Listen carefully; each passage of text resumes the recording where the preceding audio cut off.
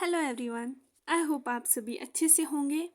तो चलिए आज का टॉपिक स्टार्ट करते हैं, जो कि आपने बहुत ज़्यादा मेंशन किया था कमेंट्स में। मैंने सेकंड यूनिट स्टार्ट किया था, लेकिन आप सब ने कमेंट्स में बोला था कि आप थर्ड यूनिट जो है वो स्टार्ट करें। तो चलिए टॉपिक देख लेते हैं, that is third unit from paper foundation of education and program BEd. उसके अलावा ये टॉपिक आपका कहीं पे भी हो तो ये वहाँ पे भी हेल्प कर सकता है आपकी। थर्ड यूनिट है that is education and social reform of reference. उसका फर्स्ट सब यूनिट है हमारा एजुकेशन एंड डेमोक्रेसी। उसमें हमें बेसिक प्रिंसिपल्स ऑफ डेमोक्रेसी पढ़ना है और एजुकेशन का क्या रोल है डेमोक्रेसी में वो हमें पढ़ना है। पहले हम देखते हैं definition of education and democracy, फिर हम पढ़ेंगे basic principles of democracy and education का फिर क्या रोल है वो बाद में पढ़ेंगे। तो चलिए स्टार्ट करते हैं। स्लो आपको लगा मेरा बोलना तो आप स्पीड बढ़ा भी सकते हैं। Education is the modification of behaviour by acquiring knowledge. Education जो है जिसकी वजह से एक इंसान में बिहेवियर की मॉडिफिकेशन होती है बाय एक्वायरिंग नॉलेज, मतलब नॉलेज के ज़रिए। एजुकेशन पे वेरियस डेफिनेशंस मैंने दी हुई हैं, आप nature and meaning of education पे वो देख सकते हैं। फिर जितना चाहे आप वहाँ पे पेपर में लिख सकते हैं इसके रिलेटेड, मतलब 5, 6, 7, 8 lines. Democracy is a form of government. ये याद रखना है, ये एक गवर्नमेंट की फॉर्म है in which the power to make decision and set policies is vested in the people. जहाँ पे एक गवर्नमेंट को जो है पावर दिया जाता है वो अपने जो भी डिसीजंस है पॉलिसीज बनाए वो लोगों के द्वारा दिया जाता है, उनको पावर दिया जाता है वो डिसीजंस और जो पॉलिसीज है वो लोगों के लिए बनाए। ठीक, इट इज़ कैरेक्टराइज्ड बाय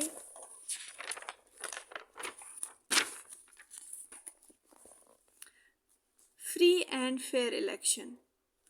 यहाँ पे फ्री एंड फेयर इलेक्शन होता है, यहाँ पे कोई ऐसा नहीं होता कि कोई इलीगल एक्शंस हो कि कोई इलेक्शन कोई वोट आपने किसी को ज़्यादा दे या कोई 2-4 वोट्स एक ही इंसान दे, वैसा नहीं होता है यहाँ पे।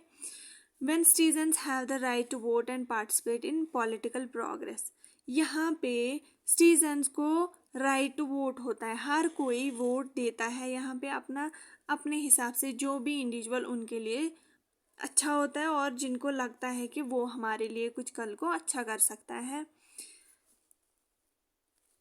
और पॉलिटिकल प्रोग्रेस में जो हमारी मदद कर सकता है। Democracy also emphasizes the protection of individual rights, rule of laws and system of checks and balance। Democracy जो है वो एम्फेसाइज करता है जहाँ पे प्रोटेक्ट किया जाता है एक इंडिविजुअल के राइट्स को, जो भी लॉज बनाए जाते हैं वो इंडिविजुअल्स के लिए बनाते हैं उनको प्रोटेक्ट करने के लिए, और चेक और बैलेंस कंट्रोल रखा जाए जो भी इंडिविजुअल्स की सोसाइटी या नेशन में एक्शंस हैं। अब्राहम लिंकन ने क्या बोला, जो डेमोक्रेसी है that is equal to made by the people, for the people and of the people. Means कि गवर्नमेंट जो है वो बनाई जाती है लोगों के द्वारा, उन्हीं के लिए जो गवर्नमेंट इलेक्ट किया जाता है वो उन्हीं के लिए रूल्स पॉलिसीज या लॉज बनाते हैं, और ऑफ द पीपल, और ये उन्हीं की गवर्नमेंट होती है, उन्हीं की बनाई हुई, क्योंकि ये एक इनको रिप्रेजेंटेटिव अपना चुनते हैं एज अ प्राइम मिनिस्टर, जो नेशन के लोगों में से ही होता है, जो कैपेबल होता है लोगों को संभालने के लिए, तो उसको ये इलेक्ट करते हैं। ठीक, तो ये आता है डेमोक्रेसी में, और एजुकेशन की डेफिनेशन पढ़ी हमने। अब है हमारे सिलेबस में basic principles of democracy. First is popular sovereignty. इसका क्या मतलब है, सिटीजन्स को राइट है वो डिसीजन जो भी गवर्नमेंट बनाए उसमें पार्टिसिपेट करने का, फ्री एंड फेयर वोट करने का उनको हक है। उन पे कोई दबाव नहीं डालेगा कि आपको मुझे ही वोट करना है, वैसा नहीं होता, या कोई इंडिविजुअल 2-4 इकट्ठे वोट नहीं कर सकता, फ्री एंड फेयर इलेक्शन होता है। ठीक, that comes into sovereignty. Political equality, each individual vote carries the same right। Same weight regardless of their social status, economic, cultural background. इसका मतलब क्या है कि हर कोई इंसान एक ही वोट कैरी करता है, और ऐसा नहीं है कि जो हाई स्टेटस का होगा सोसाइटी में तो उसको 4 वोट्स दिए नंबर दिए देंगे, और जो लो स्टेटस का है उसको 1 नंबर देंगे। ऐसा नहीं होता, ऐसा नहीं करेंगे। फॉर एग्जांपल सलमान खान है तो वो 4 वोट इकट्ठे दे सकता है। इसमें पॉलिटिकल इक्वालिटी है, मीन्स कि चाहे फिर किसी भी कल्चर किसी भी स्टेटस का हो, हर कोई एक ही वोट कैरी करता है। Rule of law must be applied consistently and fairly to all citizens। जो भी डेमोक्रेसी या गवर्नमेंट जो है लॉज बनाएंगे वो हर किसी के लिए इक्वल है, ठीक। ऐसा नहीं है कि कोई गलती करेगा तो उसको सज़ा नहीं होगी हाई स्टेटस वाले को, ऐसा नहीं है। हर किसी के लिए इक्वली लॉ जो है वो एप्लीकेबल है। ये है third principle of democracy. Now fourth principle of democracy, that is protection of individuals right. Democracy respect and protect the fundamental rights, जो भी फंडामेंटल राइट्स है हमारे, and freedom of individual such as freedom of speech, assembly and religious. Democracy जो है वो respect करती है, protect करती है हर किसी के फंडामेंटल राइट को, और फ्रीडम देती है लोगों को स्पीच करने का, असेंबल होने का, या जो भी फ्री है वो अपना रिलीजन चुन सकते हैं, किसी पे कोई रेस्ट्रिक्शन नहीं है। Now fifth is accountability and transparency. इसका मतलब क्या है, जो भी लोगों ने गवर्नमेंट चुना, जो भी अपना रिप्रेजेंटेटिव चुना, वो आंसरेबल है टू द पीपल। उसको जो भी करना है जवाब देना है उसको, लोगों को अच्छा नहीं करेगा तो कल को लोग उसको नहीं चुनेंगे नेक्स्ट टाइम, ठीक। और ट्रांसपेरेंसी, जो भी है उसको छुपा के नहीं करना है, उसको लोगों को जो है अपनी इंफॉर्मेशन देनी है थ्रू एनी मास मीडिया और any other medium. Those who are position of power, means कि जिसको चुना है लोगों ने उनको आंसर करना है, वो रिस्पॉन्सिबल है, आंसरेबल है to the citizen they serve. जो भी करते हैं उसका जवाब उनको देना है। They are expected to act best interest of public. Public जो चाहती है उन्हीं के रिलेटेड, उन्हीं के इंटरेस्ट के रिलेटेड उनको काम करना है, ठीक। और ट्रांसपेरेंट है, जैसे कि मैंने बोला, उनको कोई काम छुपा के नहीं करना, उनको बोल के करना है, ठीक, क्योंकि उनको लोगों ने ही चुना है। 6 प्लूरलिज्म एंड डाइवर्सिटी। जैसे कि हमें पता है हमारे इंडिया में डिफरेंट कल्चर्स के लोग हैं, डिफरेंट रिलीजन्स के लोग हैं, डिफरेंट लैंग्वेजेस के लोग हैं, तो माइनॉरिटी ग्रुप्स भी है इंडिया में। माइनॉरिटी ग्रुप्स मतलब कि जो बहुत कम पॉपुलेशन जिनकी है, जैसे फॉर एग्जांपल मुस्लिम्स है, तो उनकी आवाज़ भी सुननी है, वो क्या चाहते हैं गवर्नमेंट को वो भी सुनना है, ठीक। सिविल सोसाइटी, जो डेमोक्रेसी है या गवर्नमेंट जो है वो डिफरेंट NGOs चलाती है, नॉन गवर्नमेंटल ऑर्गेनाइजेशन चलाते हैं, या कम्युनिटी वॉल्टियर जो होते हैं जो कम्युनिटी में सर्व करते हैं, उनको भी गवर्नमेंट सपोर्ट करता है। ये प्रिंसिपल ऑफ डेमोक्रेसी है। 8 is peaceful transition of power, means की रेगुलर मोड पे जैसे 5 साल के बाद इलेक्शंस होते हैं और अपना रिप्रेजेंटेटिव जो है कंट्री चुनती है, और पीसफुली होता है। यहाँ पे कोई दंगा फसाद या झगड़े नहीं होते कि आप मुझे ही चूज़ करना वरना ये वो, ऐसा नहीं होता है। पीसफुली और रेगुलर हर 5 साल के बाद जो है इलेक्शंस होते हैं, और वो पीसफुली होता है, ठीक। और टाइम दिया जाता है 5-5 साल के बाद, ऐसा नहीं है कि कभी 1 साल बाद कभी 2 महीना बाद, नहीं, पीसफुली होता है। और ट्रांजिशन ऑफ पावर जो है वो ट्रांसफ़र होता है एक लीडर से दूसरे, अगर उसने जो है 1 साल 5 सालों में कुछ अच्छा नहीं किया लोगों के लिए तो नेक्स्ट चुना जाता है, ठीक। Public debate and discussion, public debate होते हैं, जो लीडर है वो लोगों के साथ बातचीत करते हैं, डिबेट करते हैं, ठीक।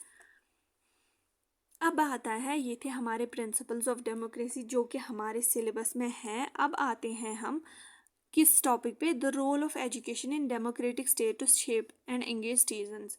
जैसे कि हमें पता है जो स्टूडेंट्स होते हैं, नए नए होते हैं स्कूल्स में, उनको कुछ भी डेमोक्रेसी, अपने प्रिंसिपल्स, अपने राइट्स क्या है उनके, उसके बारे में उनको कोई पता नहीं होता। चूँकि हमें कल को अपना नेशन चलाना है तो हमें उनको एक नेशन कैसे चलाना है, उनको अपने राइट्स के बारे में बताना है, क्या इनजस्टिस है जस्टिस है, उनको सब कुछ बताना है। And the source is only education. यही एक पावरफुल जो है मीडियम है जिसकी वजह से हम उनको डेमोक्रेसी के बारे में बता सकते हैं। ठीक, तो देख लेते हैं हम डिफरेंट पॉइंट्स जिसकी वजह से एजुकेशन इम्पॉर्टेंट रोल प्ले करती है। First is informed citizenship. ठीक, ऐसे ही पॉइंट्स में लिखेंगे आप एग्जाम में तो आपके बहुत बहुत अच्छे मार्क्स आएंगे। और मैंने अगर आपकी हेल्प की और आपकी जो ये टेंशन थी इस यूनिट की आपकी हेल्प की, तो आप सपोर्ट करिएगा मुझे, शेयर करिए ये चैनल ज़्यादा से ज़्यादा, सब्सक्राइब करके जाइए अगर आप नए हैं मेरी चैनल पे, क्योंकि मेरी चैनल पे जितने भी बीएड के कोर्सेज़ हैं उनके सारे टॉपिक्स अवेलेबल हैं। और जो भी आप टॉपिक बोलते हैं मैं आपके जो विश है आपकी वही पूरी करने की कोशिश करती हूँ। आपके कहने पे ही मैं ये वीडियोस बनाती हूँ। तो चलिए अब देखते हैं informed citizenship. Education provides individual with knowledge necessary to make informed decision about government and society, helps citizen to understand issues, policies and implications of their choices. Education जो है ये इन्फॉर्म करती है स्टूडेंट्स को या सिटीजन्स को, जो भी छोटे हो बड़े हो उनको इन्फॉर्म करता है कि वो अपने डिसीजंस डेमोक्रेसी या गवर्नमेंट बनाने में कैसे लें। ठीक, उनको कैसे चुनना है अपना प्रॉपर लीडर, सूटेबल लीडर। और उनको इश्यूज भी बताती है जो भी सोसाइटी में या गवर्नमेंट में पॉलिसीज़ बनाने में इश्यूज वगैरह होते हैं वो भी उनको बताते हैं।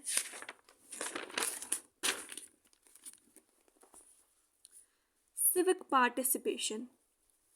Education encourages active civic engagement.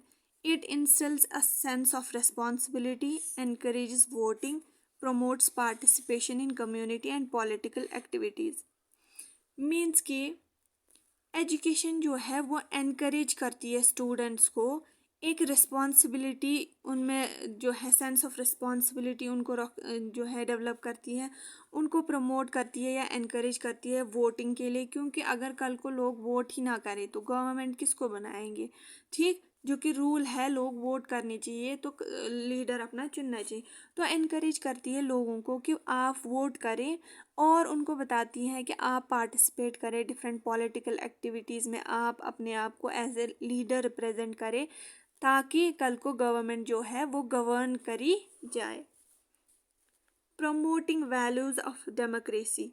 Education जो है ये डेमोक्रेसी के वैल्यूज़ जो हैं वो लोगों में इंस्टिल करती है, स्टूडेंट्स में इंस्टिल करती है, क्योंकि कल को वही हमारा फ्यूचर है। ठीक, उनमें क्या क्या वैल्यूज़ जो है डेवलप करती है। टॉलरेंस, उनको अगर वो टॉलरेट नहीं करेंगे, एक दूसरे का कहना बर्दाश्त नहीं करेंगे तो नॉन वायलेंस हो सकती है। रेस्पेक्ट करना सिखाती है उनको, डाइवर्सिटी जो इंडिया में है, डिफरेंट लोग जो हैं डिफरेंट रिलीजन्स के हैं, डिफरेंट लैंग्वेजेस के हैं। Commitment to principle of democracy, उनको प्रिंसिपल्स ऑफ डेमोक्रेसी जो है वो फॉलो करने हैं, जिसमें equal rights, freedom of speech, rule of law जो है वो उनको फॉलो करने हैं। Critical thinking and analytical skills. A well-rounded education cultivates critical thinking and analytical skills, evaluate information and make reasoned judgment. जब एक इंसान को एजुकेशन मिलती है तो उसमें क्रिटिकल जो थिंकिंग है या एनालिटिकल स्किल जो है वो डेवलप होते हैं, जिससे वो प्रॉपर जजमेंट करता है। प्रॉपरली वो गवर्नमेंट को देख के लीडर को देख के बता सकता है कि किसने अच्छा काम किया किसने नहीं, और कल को किसको मुझे वोट करना है। Fostering open dialogue and debate. Education provides a platform for open discussion, debates where diverse perspectives can be shared. Education जो है वो प्रोवाइड करता है प्लेटफॉर्म जहाँ पे ओपन डिस्कशन एंड डिबेट्स होता है for to spread democratic information. ठीक, this promotes a culture of free expression and exchange of ideas where are fundamental to democratic decision making. यहाँ पे स्कूल्स में लोग अपने एक्सप्रेशन जाहिर करते हैं, अपने आइडियाज़ जाहिर करते हैं, जिससे कल को उनको फ़ायदा होगा डेमोक्रेसी या गवर्नमेंट चुनने में। ठीक, preventing authoritarianism. Education helps citizens recognize the importance of democratic principles and resist them to injustice.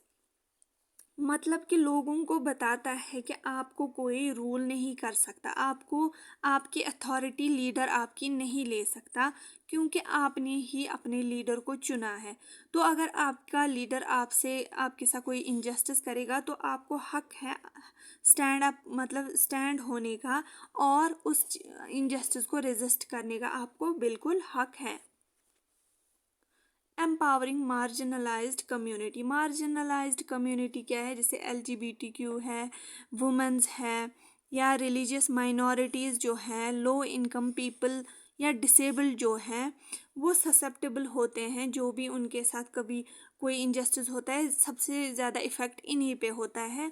Women's या religious minority, low income like poor people या डिसेबल्ड, जिनको कोई डिसेबिलिटी हो, चल नहीं सकते, बोल नहीं सकते, या मेंटली डिसेबल्ड हो, तो उनको हम मार्जिनलाइज्ड कम्युनिटी बोलेंगे।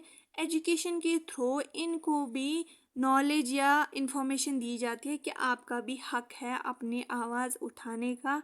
आप इससे जो है ब्रिज होता है, मीन्स कि इक्वल जो है स्टेटस मिलता है सबको, चाहे फिर वो सोसाइटी में जिनका स्टेटस कम छोटा बड़ा हो या जो पुअर और रिच हो, ब्रिज करता है बिटवीन, इक्वालिटी जो है सबको देता है।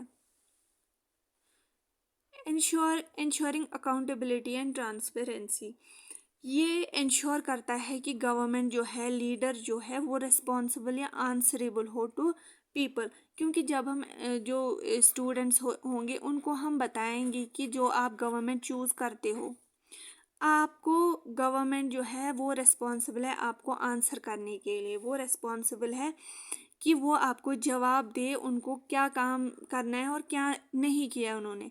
तो इससे क्या होगा, लोग जो है वो डिमांड करेंगे गवर्नमेंट से कि आप हमें जवाब दो, आपने क्या किया हमारे लिए, आपने कौन सा डिसीजन लिया। ठीक, जब एक इंसान, उसको एजुकेशन ही नहीं होगी कि गवर्नमेंट हमें अकाउंटेबल है और ट्रांसपेरेंट है, उनको हमें बताना है, तो वो कुछ डिमांड ही नहीं करेंगे, गवर्नमेंट अपनी चलाएगी। लेकिन जब हम एजुकेशन देंगे लोगों को तो वो डिमांड करेंगे transparency and accountability. Ninth is safe guard human rights. इससे जो ह्यूमन राइट्स है वो उनको सेफ्टी मिलती है, ह्यूमन राइट्स की वियोलेशन नहीं होती है। एजुकेशन रेजेस अवेयरनेस, लोगों को अवेयर करता है एजुकेशन उनके फंडामेंटल राइट्स के बारे में। क्योंकि जिसको एजुकेशन पता ही, जिसने पढ़ा ही नहीं हो, जो अनएजुकेटेड हो, उसको अपने फंडामेंटल राइट्स के बारे में भी पता ही नहीं होता है। लेकिन जिसको एजुकेशन मिलती है उसको बताया जाता है कि आपके फंडामेंटल राइट्स क्या क्या है, आप उनको अश्योर कैसे कर सकते हो। ठीक, अगर आपके फंडामेंटल राइट्स ने पे किसी ने मतलब रुकावट डाली तो आप आवाज़ उठा सकते हो उस इनजस्टिस या वियोलेशन के खिलाफ। ठीक, इसमें कुछ फंडामेंटल राइट्स मैंने मेंशन किए हैं: right to speech, right to equality, right to education, right to privacy. सबको बोलने का हक है, इक्वालिटी है, कोई छोटा बड़ा नहीं है इकोनॉमिक पर्सपेक्टिव या सोशल पर्सपेक्टिव से। एजुकेशन हर किसी को लेने का हक है, यहाँ पे कोई किसी को एजुकेशन या पढ़ने से रोक नहीं सकता। हर किसी को प्रिवेसी का हक है, कोई भी किसी के घर जाके ऐसे उसकी प्रिवेसी को एक्सपोज नहीं कर सकता।